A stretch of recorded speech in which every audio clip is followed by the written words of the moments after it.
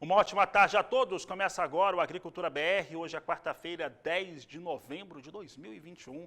Você nos acompanha em todo o país através das antenas parabólicas, no sistema digital e analógico, pela NET Claro TV, nos canais 190 e 690, pela Neo TV no Paraguai e aqui no Brasil também, pelo Facebook do Canal do Boi, as dezenas de páginas que levam o nosso programa e também acompanha pelo portal sba1.com. Sejam todos bem-vindos.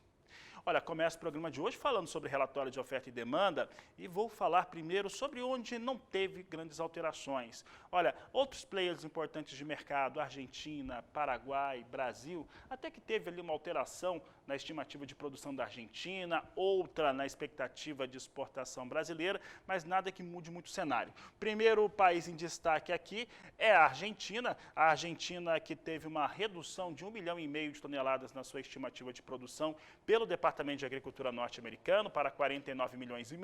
A Argentina é o maior processador de soja do mundo, então vai processar aí 49 milhões e 400 mil toneladas e embarcar 5 milhões e 500 mil toneladas. Agora destacamos como é que fica a situação para o Paraguai. O Paraguai, que é hoje o terceiro maior exportador de soja do mundo, já vem para mais um ano consecutivo nessa posição, deve produzir 10 milhões e 500 mil toneladas, processar 3 milhões e 930 mil, de acordo com o Departamento de Agricultura americano, enquanto que as exportações devem atingir 6 milhões e meio de toneladas, aí trazendo um resumo do que esse relatório trouxe em relação à soja. Brasil, números praticamente idênticos, teve uma mudança só na estimativa de exportação. Você vê a produção em 144 milhões de toneladas, processamento total 50 milhões 350 mil, ou uso total, melhor dizendo, e as exportações, de acordo com os norte-americanos, ela se altera. Ela se altera agora para 94 milhões de toneladas, 1 milhão de toneladas a mais do que aquilo que era estimado no mês de outubro. Agora vou me aproximar um pouco mais da câmera para que a gente fale um pouco dos Estados Unidos, porque ali sim teve uma mudança. Ali, contrariando tudo em relação aos dados relacionados aos norte-americanos, teve uma mudança importante que mexeu com o mercado. O mercado realmente aguardava 1 milhão de toneladas a mais em relação à produção dos Estados Unidos, um estoque de passagem que poderia chegar até 10 milhões de toneladas. Os estoques até subiram, mas ficaram abaixo disso, ficou em 9 milhões 250 mil toneladas. Vamos dar uma olhada nesses números aqui. Olha só, a produção norte-americana agora estimada em 120 milhões 430 mil toneladas de soja, como eu disse, 633 mil toneladas a menos do que em outubro, processamento 62 milhões 770 mil. As exportações norte-americanas também tiveram um ligeiro recuo aqui, ficando em 55 milhões 790 mil toneladas, foi até um pouco mais forte, né, quase 1 milhão aqui abaixo, comparado com outubro na expectativa. Já os estoques de passagem dos Estados Unidos agora em 9 milhões 250 mil toneladas, mais alto, mas ainda um pouco distante dos 10 milhões de toneladas, que era, de certo modo, uma previsão geral dos operadores de mercado norte-americanos. Agora, para falar a respeito desse relatório, principalmente dos seus efeitos no mercado, o primeiro efeito foi de alta, nós fechamos essa última terça-feira em alta lá na Bolsa de Chicago, hoje vinha em alta, pelo menos até agora há pouco. Eu converso agora com Marcos Araújo, analista da AgriInvest, que fala conosco a respeito desses dados, desses números, os efeitos para o mercado. Marcos, ficou surpreendido também? Aqui nós achamos que, olha, foi realmente uma caixa de surpresas, não aguardávamos que para a soja poderia ter uma redução. O mercado, de alguma maneira, já precificava esse cenário? Boa tarde, seja bem-vindo. Obrigado, muito boa tarde a todos. Sem dúvida, o relatório do USDA foi bem impactante, aí, pegando muita gente de surpresa. Teve o primeiro momento a divulgação até 50 centavos de alta. Porém, Fabiano, quando a gente observa o histórico dos relatórios do USDA, tradicionalmente, no mês de novembro, há uma revisão para baixo da produtividade norte-americana na soja. E esse ano se confirmou. O aumento dos estoques no mercado norte-americano, o mercado esperava um estoque de 360 milhões de bushels, nós tivemos 340, E esse estoque ele pode ser sim maior, Fabiano, e nós vimos alertando nossos clientes disso. Por quê? A janela de exportação norte-americana está cada vez menor, curta, igual coisa de porco aí. Por quê? A soja brasileira está muito competitiva. Nós temos ainda um grande residual da colheita de soja do Brasil de 2021, principalmente concentrada no Rio Grande do Sul. Para você ter uma ideia, essa semana negociou-se barco do Brasil para embarque em dezembro com soja brasileira com destino à China, mais competitiva do que a soja norte-americana. Consequentemente, o Brasil abocanhando parte dessa exportação norte-americana. E a partir de janeiro, nós somos muito mais competitivos, portanto, a demanda americana encurta e nós podemos ter aí mais revisões sobre o tamanho das exportações norte-americanas, consequentemente, um estoque de soja a maior, Fabiano. E, Marcos, aí na seu início dessa participação sua, na sua análise, você destaca, né, a competitividade da soja brasileira, esse cenário das revisões que os norte-americanos normalmente fazem para baixo quanto à sua produtividade em novembro, num impacto como esse, né, acaba trazendo, contrariando aí parte dos operadores de mercado nos Estados Unidos, essa contrariedade, ela traz um efeito positivo também sobre a soja no Brasil quanto à comercialização. Quais são os passos agora para quem ainda está comercializando soja? Quais são os passos que esses operadores de mercado, principalmente o sojicultor, dá a partir deste momento que trouxe uma realidade para o mercado diferente do que aquela que vinha se desenhando? Bom, nós já tivemos picos de preço da soja para março de 2022 a 14 dólares e 20 o bushel, e agora nós temos o bushel em torno de 12 dólares e 20. O preço ainda para o sojicultor brasileiro, nessa temporada 21-22, Fabiano, ainda é muito rentável. Nós acreditamos que seja muito oportuno o sojicultor brasileiro aproveitar essas margens de lucros para o ano que vem. Várias regiões do Brasil acima de R$ 5.000 por hectare na soja, o que é muito interessante. De novo, a questão preocupante é na safra 22 e 23, principalmente em relação aos fertilizantes. Isso é uma outra questão a ser avaliada. Mas para essa safra, na nossa opinião, 22 para 2022, os produtores deveriam estar com 60% vendido, é a nossa recomendação para os nossos clientes da consultoria. Certo, Marcos Araújo, para esses próximos períodos, principalmente agora que a gente vai se aproximando já de fechar a primeira quinzena do mês de novembro, a gente não deve ter muitas mudanças no cenário de comercialização das oleaginosas, principalmente vindas aqui do Brasil, Marcos? Bom, tradicionalmente agora o produtor espera umas 3, 4 semanas aí para ver o desenvolvimento da soja, e quando nós estivermos próximo da entrada do florescimento, uma boa condição climática, o pessoal normalmente faz mais uma rodada de negócios aqui no Brasil. Agora, a preocupação do mercado também está com essa possibilidade do desenvolvimento do Laninha, que vem ganhando força novamente. Isso daí pode trazer uma preocupação principalmente para o Rio Grande do Sul. Mas nesse momento agora, em geral, o mercado considera um potencial da produção brasileira de soja entre 145 até 150 milhões de toneladas. E dentro do balanço de forças, nesse momento, Fabiano, pesam mais as forças negativas sobre Chicago. Portanto, nós acreditamos que de curto prazo, Chicago possa voltar a recuar. Tá certo, então, Marcos Araújo, eu agradeço sua participação aqui no Agricultura BR, no canal do Boi mais uma vez. Obrigado, uma boa tarde a você. Igualmente, disponha. Obrigado, conversamos com o Marcos Araújo da Agriinvest, falando um pouco sobre esse relatório de oferta e demanda, na maneira que, de certo modo, ele surpreendeu muita gente nesta terça-feira. E eu aproveito, já que estou falando de Estados Unidos, e antes de mostrar como é que vem a operação com soja em Chicago, eu destaco que exportadores privados reportaram ao Departamento de Agricultura norte-americano nesta quarta-feira a venda de 22 mil toneladas de óleo de soja para destinos não declarados. Dito isso, Dito isso, agora trazemos soja em Chicago. Soja em Chicago vinha com mais uma alta durante o dia de hoje, a alta permanece. Nós temos aqui janeiro com 12 dólares 16 centes mais 6 o bushel, com alta de 0,39%. Março, 12 dólares 28 centes mais 6 o bushel, com alta de 0,41%. Maio, 12,39 com alta de 0,36%. E julho, 12 dólares 47 centes o bushel, alta de 0,38%. São os negócios que destacam agora com soja na Bolsa de Chicago.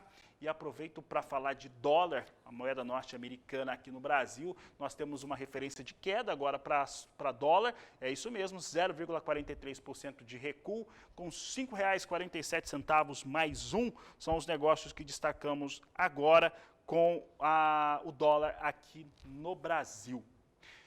Vimos como é que está a soja em Chicago, dólar comercial também, dólar vai recuando, isso pesa sobre a formação de preço de soja aqui no país. Acompanhe comigo como é que estão os negócios com soja nos portos brasileiros. Nós temos aqui soja para entrega em novembro, com valores em R$ 161,50 a saca de 60 quilos, para entrega em novembro, de acordo com a Grãos Corretora. Aqui dá para ver muito claramente, é um reflexo de um câmbio agora um pouco mais leve, né, baixo de 5,50, aí nós tivemos aí uma cedência, né, uma queda nos valores de negociação para a entrega aí ainda neste mês, claro que para quem ainda tem soja para travar.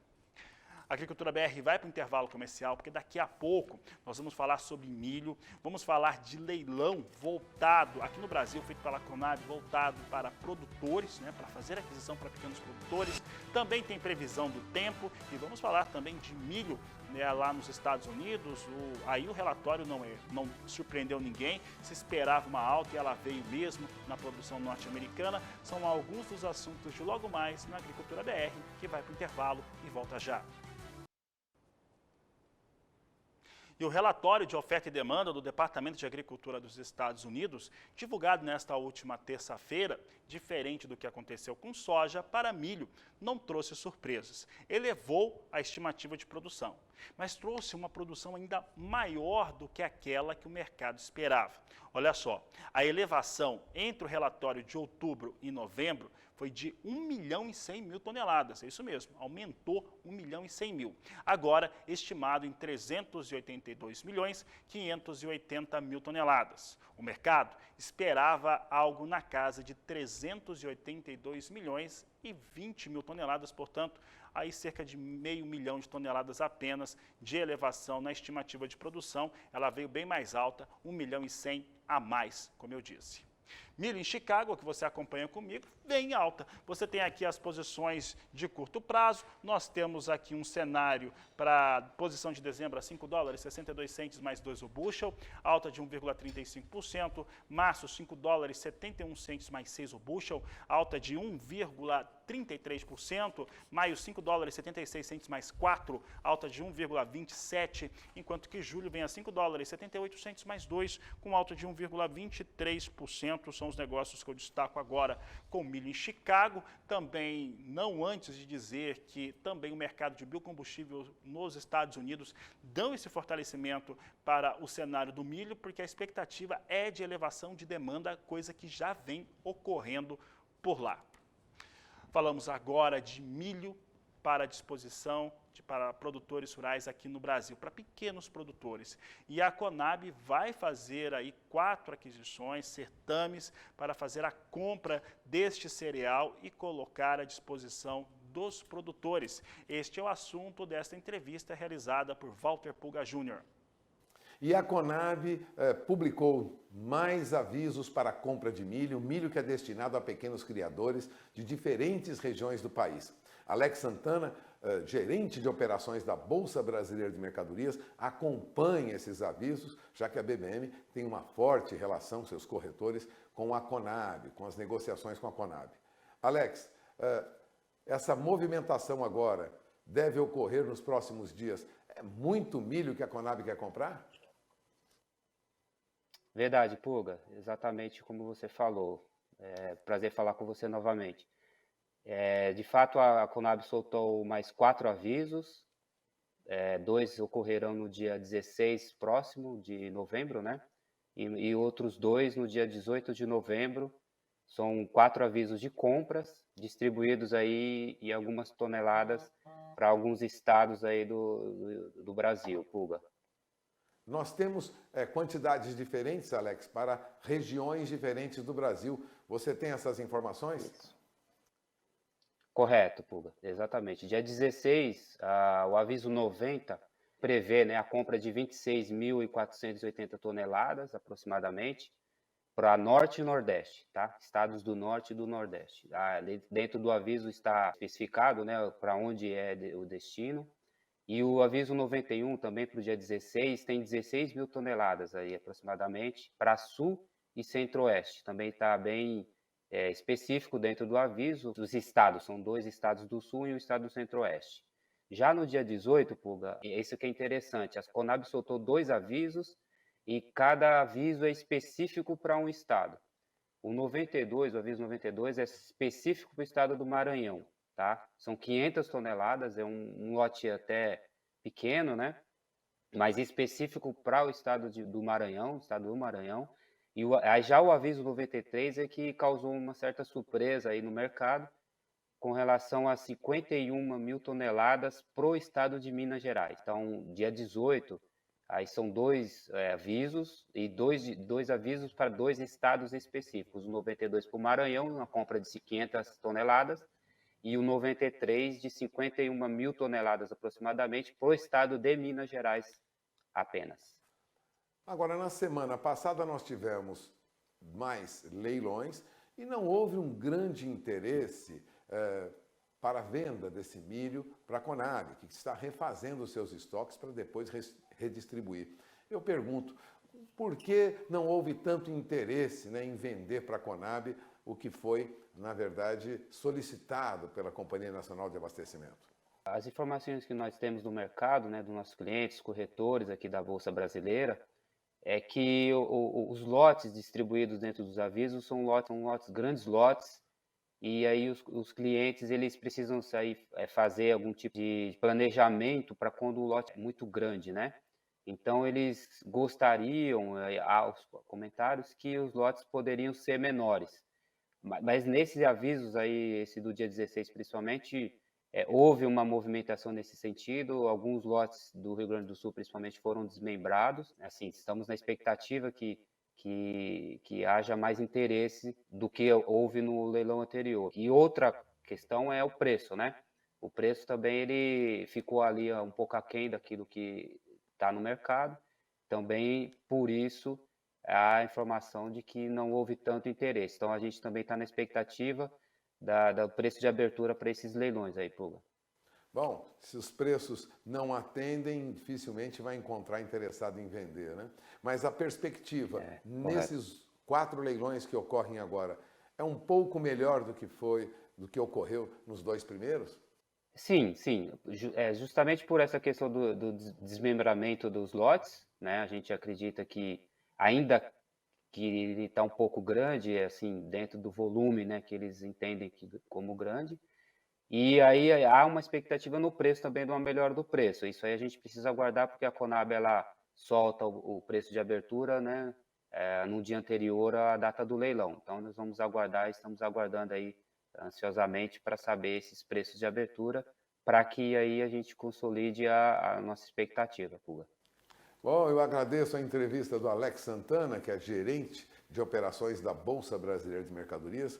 Chegam aí mais 4 avisos de leilões da Conab, comprando milho que será distribuído depois para pequenos criadores em diferentes regiões do país. Walter Puga Júnior, de São Paulo.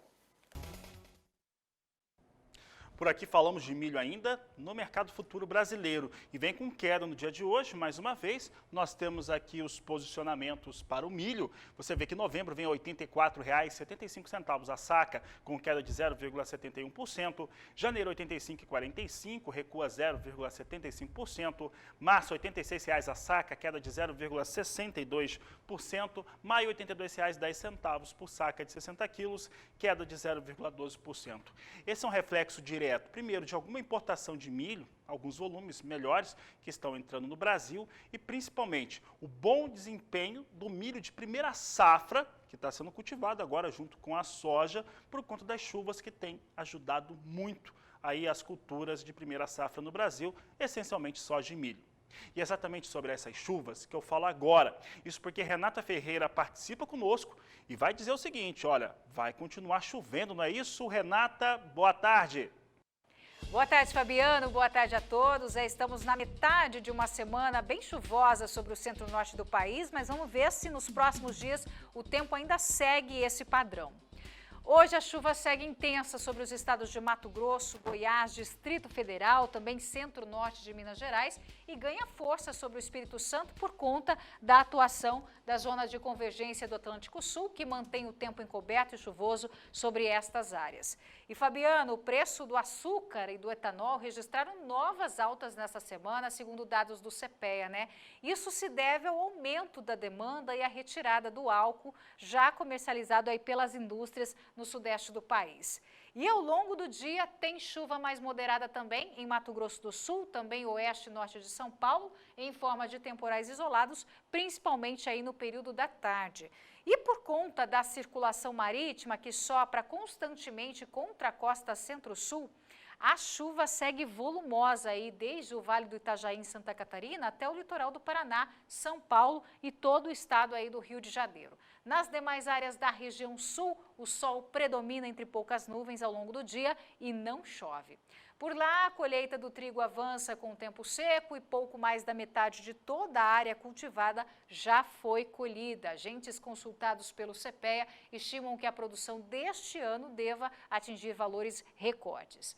Na região nordeste do país, a chuva mais expressiva acontece entre o oeste da Bahia, sul do Piauí e também Maranhão, onde há risco de temporais. Nas praias nordestinas, a chuva é rápida e passageira e no interior do Ceará, Rio Grande do Norte, Paraíba, também Pernambuco e Alagoas, o tempo seco ainda persiste. Na região norte do país, o sol aparece entre muitas nuvens e chove com trovoadas em todas as áreas aí da região. Agora vamos falar sobre a tendência para os próximos dias, Fabiano. Ao final da semana, essa zona de convergência do Atlântico Sul ainda vai persistir, desde os estados aí de Mato Grosso, Goiás, Distrito Federal e Minas Gerais, até o estado aí do Espírito Santo. A tendência é de que a soma dos acumulados até a próxima sexta-feira ultrapasse facilmente os 100 milímetros nessas áreas, inclusive em capitais, como Goiânia, Brasília, Belo Horizonte e Vitória. No Rio de Janeiro, litoral norte de São Paulo e também grande parte de Mato Grosso do Sul, o predomínio também será de céu mais nublado e chuva moderada aí nesse período. Já no centro-sul do estado paulista, o sol aparece entre muitas nuvens e a chuva acontece de forma bastante irregular. No sul do país, o sol predomina entre poucas nuvens e não chove ao longo da semana em praticamente toda a região. É isso, Fabiano, é com você. Obrigado, Renata. Obrigado pela participação aqui. A Renata falava do trigo e esse é o assunto de logo mais. Vamos saber da produção no estado do Paraná, hoje que é o Dia Nacional do Trigo, o cereal que é o quarto mais consumido no mundo. Vai ter também informação sobre café e muito mais daqui a pouco, depois do intervalo comercial.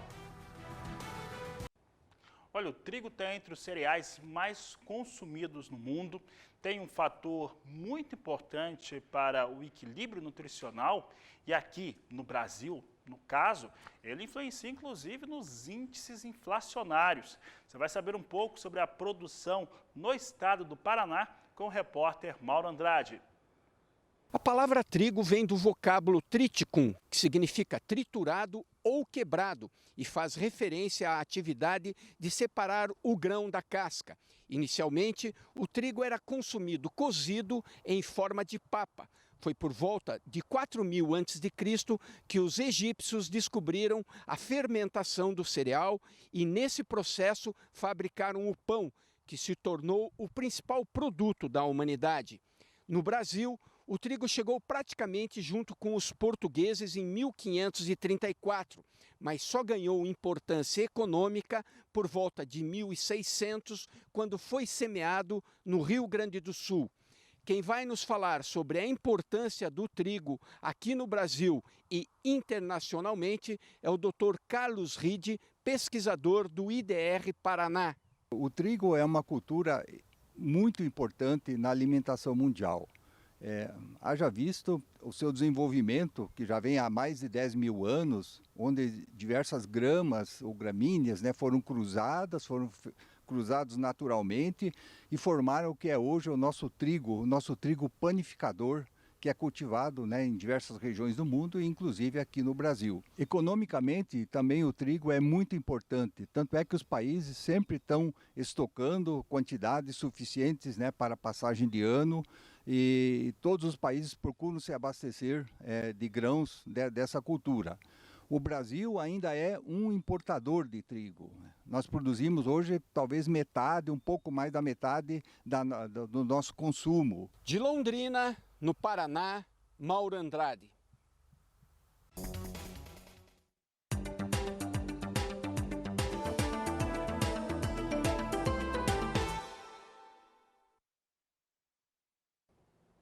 Falamos agora do mercado de café e você acompanha agora o mercado futuro do café arábica na Bolsa de Nova York em queda nesta quarta-feira. Olha só as posições, nós temos aqui perdas relevantes aqui na casa de 1 ponto. Posição de dezembro vem a $2,04 mais 85 a libra-peso.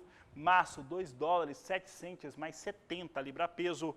Maio, $2,08 mais 50 por libra-peso. E julho, $2,08 mais 45 por libra-peso. São os negócios com café arábica na Bolsa de Nova York. Seguimos falando do mercado de café, agora o mercado futuro do café robusta, negociado na Bolsa de Londres. Você tem aqui as posições, plataforma Life, portanto, em dólar e tonelada. Janeiro vindo a $2.222 a tonelada, queda de 0,18%. Março, $2.173 a tonelada, agora com alta de 0,46%. Maio, $2.147 a tonelada, 0,75% de alta. E julho, $2.142 a tonelada, com alta de 0,89%. São os números para o café robusta, referência para o Conilon brasileiro. Olha, momentos finais dessa edição do Agricultura BR, eu lembro que a gente vai voltar no ar daqui a pouco e a gente vai falar sobre produção de laranja e trigo também, trigo lá no Rio Grande do Sul. Antes de encerrar, você acompanha comigo o dólar. Dólar vai trazendo agora movimento de queda, mas é uma queda inferior àquela da abertura do programa. Agora o recuo é de 0,24%, com o dólar no Brasil a R$ 5,48 mais 2. Como eu disse, mais informações daqui a pouco, na terceira edição, às 16 horas. Na sequência, você tem De Olho na Fazenda, sempre com grandes oportunidades, bons negócios para você, amigo pecuarista. Eu vou ficando por aqui, a gente se vê logo mais. A todos uma ótima tarde, um grande abraço e até mais.